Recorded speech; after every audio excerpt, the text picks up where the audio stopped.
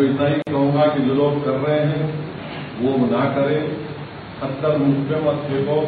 پتھر پھینکنا ہے تو آپ کی جو لیلا گجرات میں بیٹھی ہے اس کے گھر پر جائیے, اس کی طرف جائیے. میں شادی شدہ ہوں, الحمدللہ مجھے بچے ہیں, تو میں یہی کہوں گا کہ کوئی پتھر سے نہ مارے میرے دیوانے کو. آپ اپنا کام کریے, ہم اپنا کام کرتے رہیں گے. یہ کچھ ہونے والا نہیں ہے. پتھر پھینکے, جوتا پھینکے, جو پھینکتے پھینکو. میرے پاس کیا ہے؟ میرے پاس یہی ہے, چاہت الوجوہ, چاہت الوجوہ, چاہت الوجوہ. ہمارے پاس وہی ہے.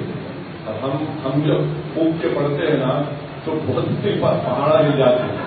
تو آپ وہ مند آنے دو ہم کو, کیونکہ ہمارے پاس جو الحمدللہ بڑے بڑے اہل دل ہیں, اور مجھے پورا یقین ہے اسدالدین اویسی گناہگار ہے.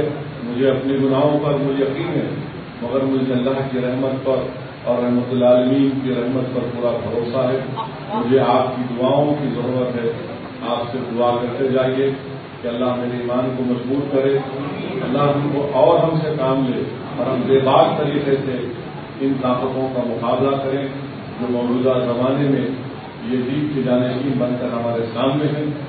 تاریخ گواہ ہے کہ حسین کا نام صبح قیامت تک رہے گا, اور یزید پلید تھا, اور یہ تمام کے تمام اس جانشین پلید ہیں. وہ میں پھر سے حضرت آپ کا شکریہ ادا کرتا ہوں کہ آپ نے مجھے عزت بخشی. تو یہ دعا فرمائیے. وآخر الدعوانا الحمدللہ رب العالمین.